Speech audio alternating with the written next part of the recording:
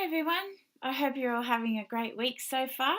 Here I am to talk about HSP314, and the topic this week is policing hate crime. Now, I've tried to do things a little bit differently this week. This is an area that I know a lot about. It's my area that I do research on, particularly looking at the relationship between vulnerable communities and police officers when the vulnerable community has been victimised. So I thought rather than me do the usual, which is where I list off a whole key range of points around policing hate crime, because you can get that from your readings, I thought I would take the opportunity to record a lecture which focuses on my research with one specific vulnerable community, which elaborates some of the issues that emerge around policing hate crime, specifically related to one group. Again, I could rattle off a whole bunch of different reasons why policing hate crime is difficult with a whole range of different groups, but I'm just going to bore you senseless. And a lot of these issues have been covered in other areas of the Milo site, such as the Blackboard discussion that we're doing, the online discussion that we're doing, the little video clips. I've got Neil Chakraborty talking about what hate crime is instead of me doing it. I thought I'd sort of change it up a little bit and make it a little more interesting this week. So this week I'm going to talk about some research that I've done with LGBTI people around why they don't get support from police when they've been victimised. And in particular, the research that I've done focuses on LGBTI police liaison officers. So I thought I'd talk about what stops LGBTI people from seeking support from police liaison officers, and all of these issues apply also to police officers generally, not just police liaison officers. So myself and a team of other researchers, Matthew Ball, Murray Lee, Thomas Crofts and Christine Bond, we all did a range of interviews and surveys with people from LGBTI communities and police liaison officers about the different issues related to what was stopping LGBTI people from getting help from liaison officers. And this is what we found out. We already knew that there's a whole range of reasons why LGBTI victims don't report to police. And this is typically because they fear the outcomes of reporting. They fear homophobia from police, and rightfully so, because they've experienced this in the past. They fear the potential disclosure of LGBTI status. So some people in their family may not know that they're LGBTI, for example, and then therefore they don't want to report to police because they don't trust police to keep that a secret. They also fear rejection from family and friends if police do accidentally disclose, or even on purpose disclose, their LGBTI status to these people. You'll notice that I'm in a different location this week because I thought I'd try recording this at home, and I apologise if you can hear my family and my very large dog being a bunch of tools downstairs. Hopefully we're all okay. The other reason why they fear the outcome of reporting is that they feel embarrassed about being victimised and they don't want other people to know about it. They feel like they, couldn't stop it, or they feel like it's really trivial and stupid, all of these different types of things. So that's a whole range of different fears they have. They also make assumptions about the reporting process, and they assume that police will minimise the seriousness of the incident, think that it's sort of a mutual fight between, lesbian partners, that both lesbian partners are perpetrators of intimate partner violence in particular. They assume that they'll be mistreated and further victimised by police, that they'll fail to protect the LGBTI person when they report, that the police will judge them as individually at fault, and police will assess the incident as too trivial or not reportable. The idea of triviality or not seriousness, that comes up a lot in relation to verbal incidents of hate violence. that people report to police. And this is, it's a really big issue because a lot of the time police will say, well, it was just a verbal harassment. It's not considered a crime in our jurisdiction, therefore there's nothing that we can do. I'll talk about the implications of that a little bit later. And finally, LGBTI people don't report to police because they're worried that police will assume that reporting is futile because the offender can't be located.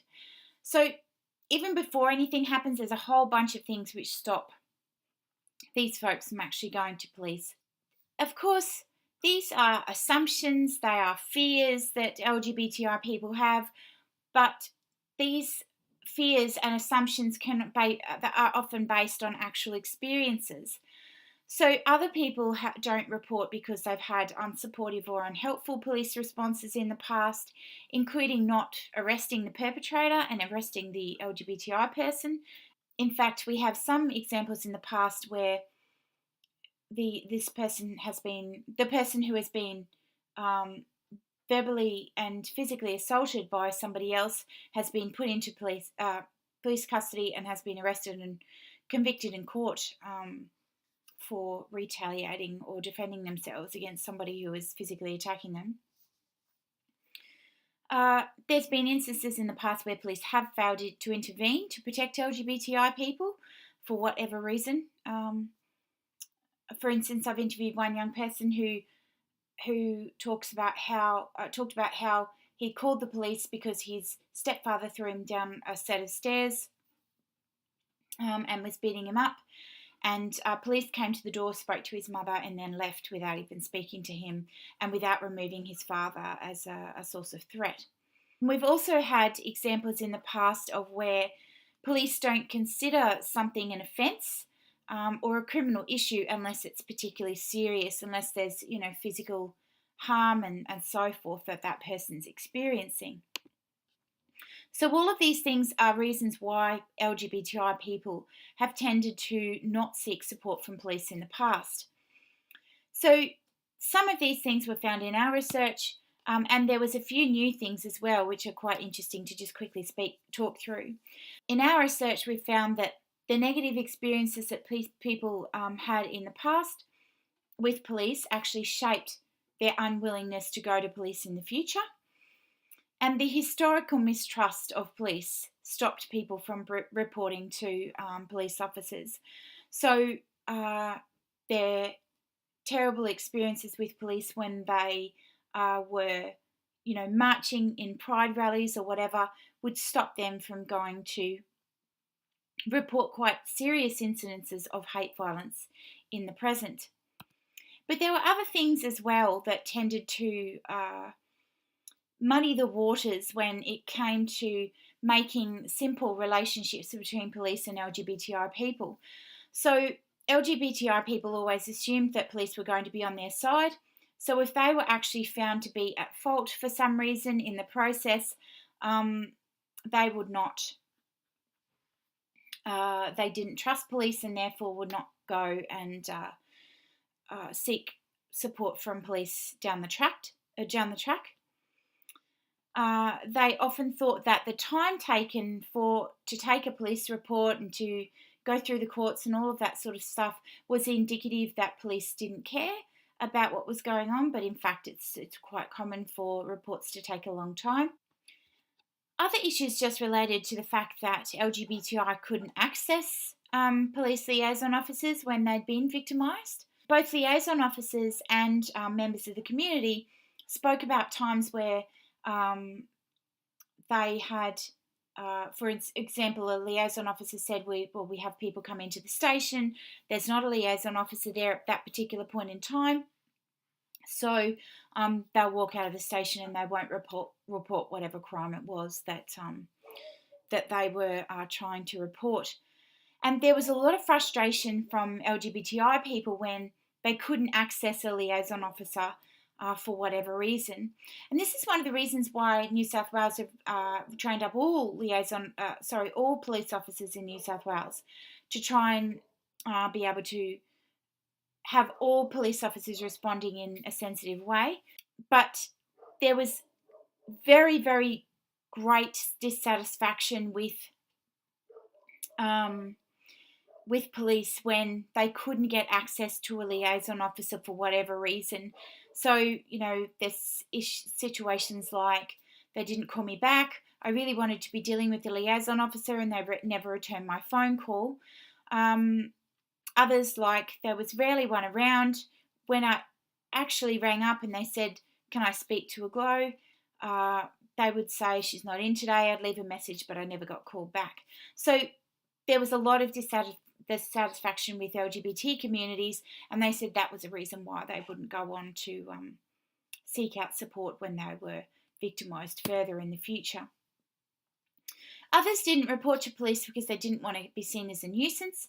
There was one particular couple that we interviewed who experienced significant harassment and violence over a period of 4 years, and they had to go back to the police and report every single time and tell the story of the history of this violence every single time, and therefore there was some violence incidents, there were some verbal instances that the verbal ones they just didn't report because there were so many of them and they just felt like they were being a nuisance. So they had to go through a process of what they called filtering. Yes, we did filter. We said we didn't want to be a nuisance, and they made decisions about what to report and what not to report, even though all of these things over time actually added up to being quite significant hate violence over a sustained period of time. They didn't report certain incidents because they just didn't want to be considered to be a nuisance. Other issues emerged when they wanted to report it as a crime, but it didn't technically exist as a crime, and this relates back to that example I gave you before of the neighbourhood harassment. If there might be 300 different incidences of verbal abuse over a week that these people are experiencing, but because it doesn't exist as a crime in that jurisdiction, then they don't go and report it. It's not considered a hate crime in that jurisdiction. And we found that because police organisations didn't consider it a crime, then they often didn't respond in a way that was necessary in these types of things. So they didn't respond appropriately, or they didn't record it as a crime because it didn't exist as a crime. And therefore, the police officers or the police organisation, most importantly, couldn't see the ways in which these hate incidents and these incidents of hate violence or verbal abuse or whatever added up over a period of time. That was a really key concern that these people talked about. Requests for anonymity made it hard. So if a person had experienced hate violence at any point and they didn't want to report it because they feared retribution from the perpetrator, they would often ask to be anonymous, and the police officers were felt their hands were tied. There wasn't much they could do about actually supporting those people in that situation. And some people sometimes rang with quite serious incidents of hate violence, just wanting to get a bit of advice about whether or not they should report, and the police officers felt quite frustrated that they couldn't get that person to report. Others requested anonymity right up front. Others just had conversations and felt that they didn't push those people. But it really made it difficult for the police officers to respond moving forward to that incident of violence. Invisibility of liaison programs also made it less likely that people would report. And that doesn't necessarily mean it's not because they didn't know about the organisation having a liaison program. It was more because that was definitely a factor, but it was more because they felt the police didn't care enough about their liaison program to be marketing it really widely, and therefore they felt like they wouldn't care about their incident of hate violence or harassment. So visibility of these programs was very core to whether or not people in the community would come and report those incidents of hate violence. Interestingly enough, though, police officers talked about how they also felt that they didn't want to make the program any more visible because they feared, particularly on their own uniform, they feared homophobic reactions from the public themselves as police officers. So that's a really interesting tension between those 2 points. So some of the things that we came up with that we really said that were needed. Number one, we definitely need all police to have training around different forms of vulnerability so that police can respond in sensitive and respectful ways, regardless of what the form of hate violence was, and whether it was related to someone having a disability or whether it was related to someone being lesbian or gay, for instance. Even when police were skilled up, though, there was a lot of dissatisfaction when that person could not reach a police officer or a police liaison officer in particular. That is a very key point that came out of our research that we hadn't heard of before.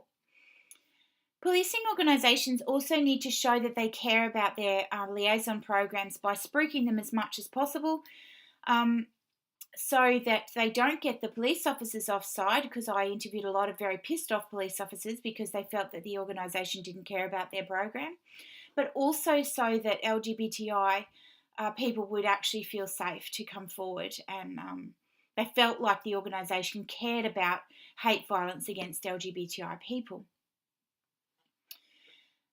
Where practicable,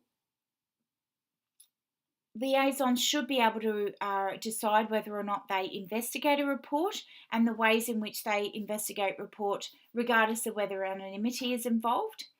And most importantly, at the last point, they need to be able to recognise homophobically motivated crimes, particularly instances of verbal harassment, and how that links up with physical violence, and how it links up with other things like graffiti and so forth over a sustained period of time. Anyway, I hope that is helpful in getting you to think about the key issues that come between a vulnerable community and police organisation when it comes to reporting different types of hate violence for that community. And I hope it was more interesting than me just babbling on about all of that stuff out of the different readings and so forth that you would have done this week anyway. That's it from me. Have a great week, and I will chat to you all soon. See ya!